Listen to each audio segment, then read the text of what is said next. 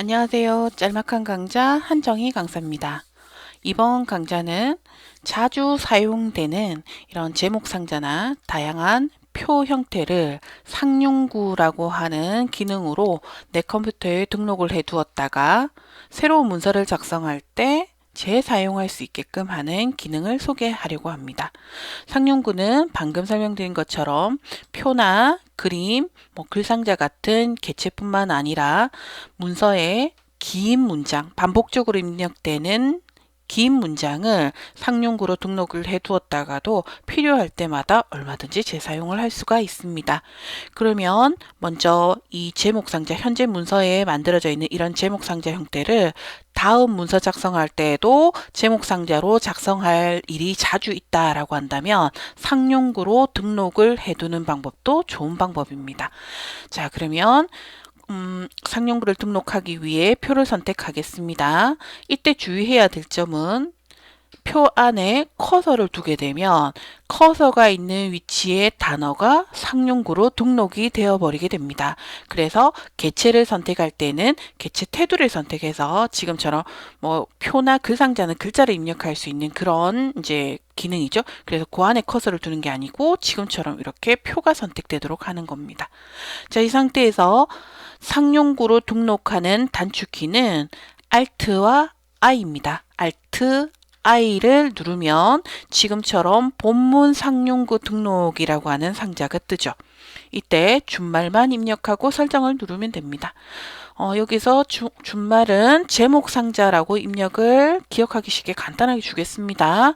제목 상자라고 입력하고 설정 누릅니다. 상용구로 등록이 되었습니다.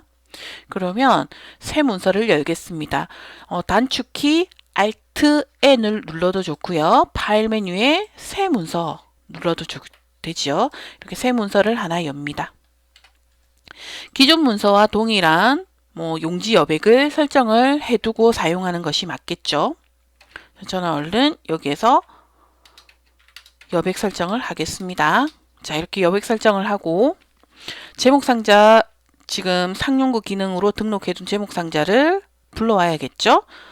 준말 아까 입력해뒀던 제목 상자라는 이런 준말을 입력했었죠. 준말 제목 상자라고 입력하고 단축키 Alt I를 누릅니다. 어떤가요? 순식간에 제목 상자가 만들어졌죠. 이미 입력되어 있는 제목 내용은 지우고 제목을 다른 내용을 입력을 하면 되겠죠.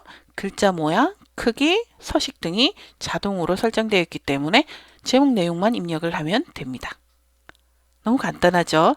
그래서 상용구를 등록할 때도 단축키 Alt I, 상용구를 실행할 때는 준말을 입력하고 Alt I를 누르면 상용구가 실행이 됩니다. 지금처럼 상용구가 개체만 등록할 수 있는 게 아니라고 했었죠? 반복해서 자주 사용되는 이런 문장도 상용구로 등록을 해둘 수 있다고 했습니다. 예를 들어 문서 작성할 때마다 긴 주소를, 요즘 주소 굉장히 길죠? 주소를 입력하거나 아니면 기관에 또는 회사에 전화번호라든지 부서명을 입력할 일이 있는 거죠.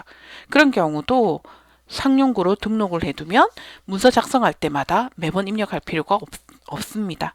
물론 다른 문서에서 작성해놓은 주소를 복사해서 불러와도 붙여넣기를 해도 되겠죠. 하지만 매번 문서를 불러와야 된다라는 그런 번거로움도 있습니다. 자, 그러면 제가 간단하게 주소를 하나 입력을 하고 상용구로 한번 등록을 해 보도록 하겠습니다.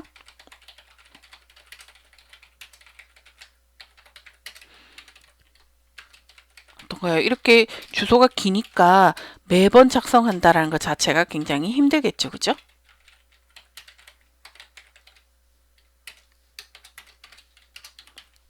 이렇게 입력을 하고 이번에는 글자 모양, 크기 등의 서식도 설정해 보겠습니다.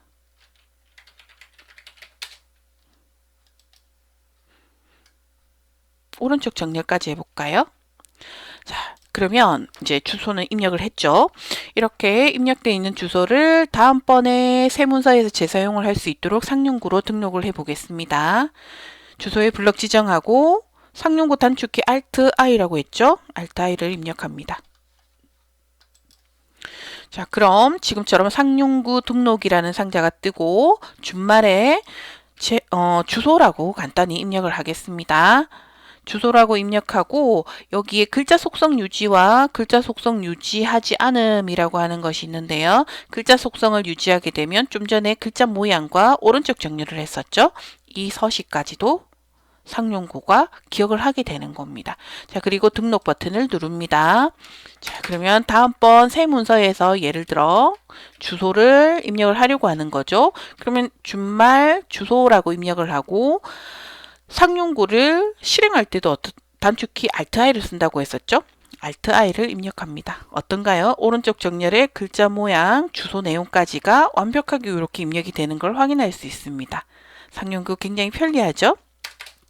자, 그럼 이번에는 상용구를 예를 들어 이름을 수정하거나 또는 필요 없는 상용구를 제거하거나 아니면 상용구를 등록해 둔 건 기억나는데 준말을 기억할 수 없는 경우가 있죠. 이런 경우에는 상용구를 직접 불러내어서 사용을 할 수가 있습니다. 자, 상용구는 입력이라고 하는 메뉴에 상용구라고 하는 메뉴가 있습니다. 입력 메뉴에 상용구.